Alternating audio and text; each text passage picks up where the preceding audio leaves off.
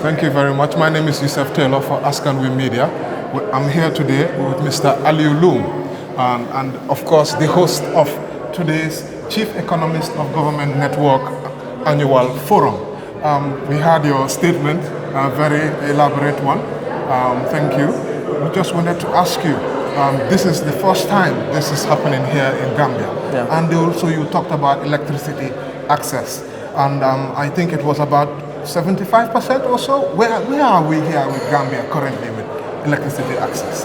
Well, thank you very much, and thank you for coming to cover our program. The Gambia government, as we speak, is on a journey that is to electrify the Gambia by 2025. That is the agenda, that's the priority of government. Although government has also signed on the global agenda by the year 2030 to electrify the whole country. But we are working ahead of the global agenda. As we speak, we are currently at 74% in terms of electrification. By the end of this year, we are expecting at least to reach between 84 to 90%. An additional maybe 10% will be electrified maybe in the subsequent months to come. And it is important for me to also give you some of these statistics. From 1965 to 2016, the number of meters, because a meter cannot be attributed to a household. We have 193,000 meters from 1965 to 2016. From 2016 to date, we have 203,000 meters. So you can see that in terms of our journey for electrification, we have really expanded significantly. These are not only numbers, but these are things that you can verify in the population. And you can see that in terms of our connectivity, we have increased. A lot of households have been connected within the greater Banjul area, within the rural areas, and so on and so forth. And in terms of our infrastructure, we've just launched the 225 line and the National Control Center.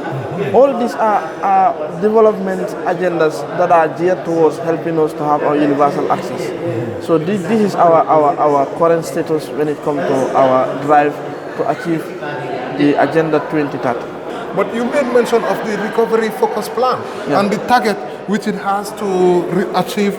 Is it 100% by 2027? Try to get it ahead of time, right?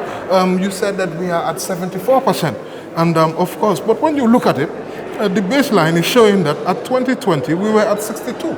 So then we increased to 74%, from 62% to 74 in 4 years, right? So how confident are you that we are going to be able to reach 100% electricity access by 2027, which is another 2 years?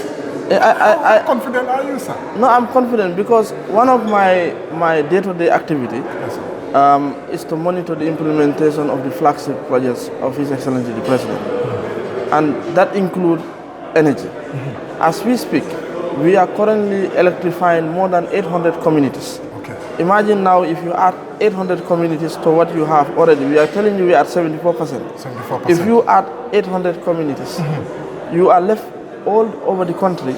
We are left with only 600 communities that are not electrified, that we are not on our plan. As we speak, we have saving on one of our projects, which is electrifying an additional 200. So which means now the number of communities left that are unelectrified are 400. Now the M300 that you had the Minister of Finance and the Vice President mention are the 400 communities that we are planning to include onto the Mission 300 Energy Compact project, which is going to be signed by end of September during the United Nations General Assembly. So we are on track, and I think we are monitoring the progress. We normally have data almost on quarterly basis, update on the status of this project. This is a flagship project. When you hear a flagship project, it means prioritizing the priority. Everything in government is a priority, but we are prioritizing the priority of government. That is ensuring that energy access is something that the government want to have, because these are two critical fundamental pillars for development.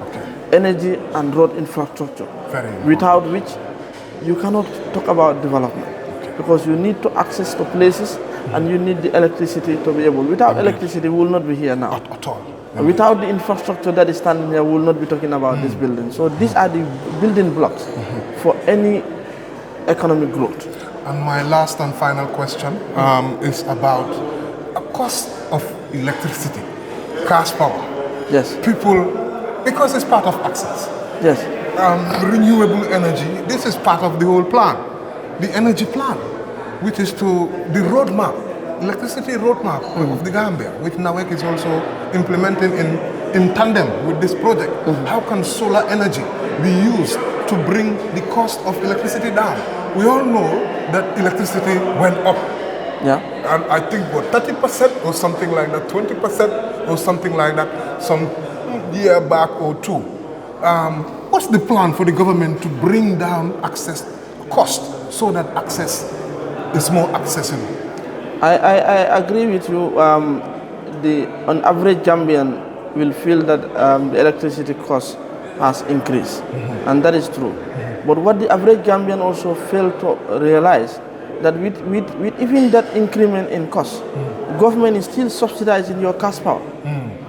As we speak, in this year's budget alone, the government has put $1 billion on tariff compensation to NAWEC. But as we speak, what NAWEC is selling to you is less than the cost of generation.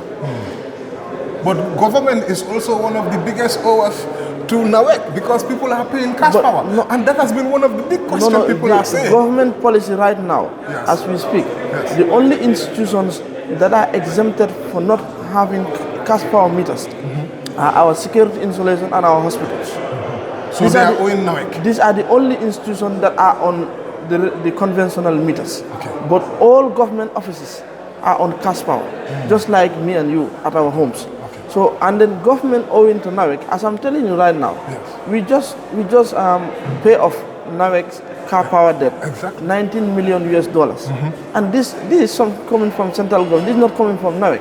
And so government is the one that is financing because the argument some people have been saying is instead of subsidizing NAWEC, why don't you just pay NAWEC the money that you owe NAWEC? Because there have been reports that government owing NAWEC is even bringing NAWEC a problem. No, so why don't government I think just that's why I think, when people say it has to be backed with numbers. Yes. Me, I like discussion with numbers. Definitely. I just told you in this year's budget, we have budgeted $1 billion. Okay. That is a compensation mechanism that the government has agreed upon verification by our regulator Pura, that you should compensate NAWEC on the tariffs differences that they are losing. Government will have put up $1 billion to that effect. Okay. In addition to that, government has managed to negotiate with the World Bank. Part of our budget support that was supposed to come to us as a government, we have remitted that to NAWEC. Around $35 million this year. Part of our budget support that we were supposed to receive from the World Bank is all going to NAWEC. So this is not small amount. If you go and look for what $35 million mean, it's a lot of money. Yes, it's more than it's close to almost $2 to $3 billion. So government is not seeing NAWEC as just an agency of government, or an enterprise of government, but we are seeing NAWEC as a sector that is of national security. So that's why when NAWEC cries, government will always come to their aid. I understand if we were to increase the tariffs as we are supposed to, today we will not be talking about. No, I don't think government want to hear you. Yes, so we are not increasing tariffs. Government has. Maybe bringing down the tariffs. When it comes to the renewable energy, the 23 megawatts is something that we have piloted and it is working. Now we've launched 150 megawatt, that's the solar park in Soma. Currently 50 megawatts is currently being tendered. They have already completed the first phase of the tender process. They are going on negotiation. Hopefully before the end of the year, that also will be phased out, then an additional 100. So in the near future, remember these are not things that you just go to the market and buy. It requires some planning, it requires some design, engineering and so on and so forth. But one thing that I want to assure you, that as far as the energy sector is concerned, I think we are on track and we are confident before 2027 we will have a universal access, inshallah. Thank you very much. Thank you very much.